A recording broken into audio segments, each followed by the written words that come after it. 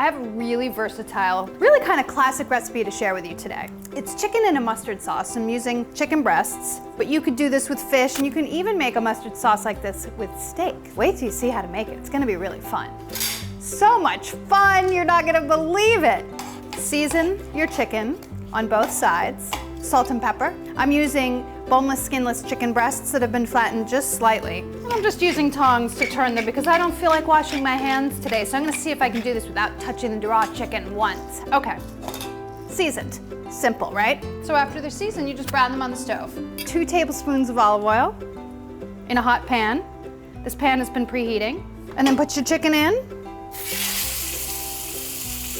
Oh, I hope my chicken's gonna fit. If your chicken doesn't fit, you have to do this in batches.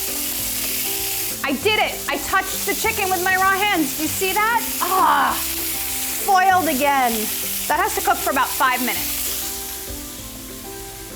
This is a really simple dish, and I want to serve a nice vegetable with it, so I'm gonna do delicious asparagus. I like to snap off a couple to see where they're snapping at their natural snapping point, and then just line them up with all the asparagus, and then cut them all the same length. And these just go into a steamer basket. You can steam them until, well, they're done to your liking. It depends on how thick they are. These are pretty thick, so we'll see how long it takes. 2 to 6 minutes.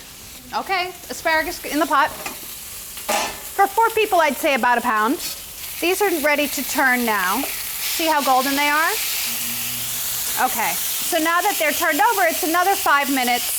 I have one more thing to get ready for my sauce. Well, actually, I have a couple things to get ready for my sauce. A little bit of chicken broth, a 1/4 cup. Don't you hate when you're trying to get it out and it just goes deeper and deeper into the can? So annoying.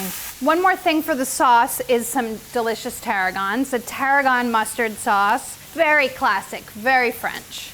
I want my tarragon over at the stove with me. I'm gonna take it with. Let's see, are these done? They're getting there. This is getting really close. Remember the chicken test trick? If it's soft like this, that means it's not done. If it's firm like this, that means it is done. That's the great thing about things like boneless, skinless chicken breast or pork tenderloin. They cook really quickly in a saute pan on top of the stove. As an additional bonus, what you get are all these great brown bits in your pan that you can make a sauce with. So once you take those out, before the pan starts burning, now step back a little, add your stock. That's why you have to step back. You don't want that steam in your face. Scrape up any brown bits.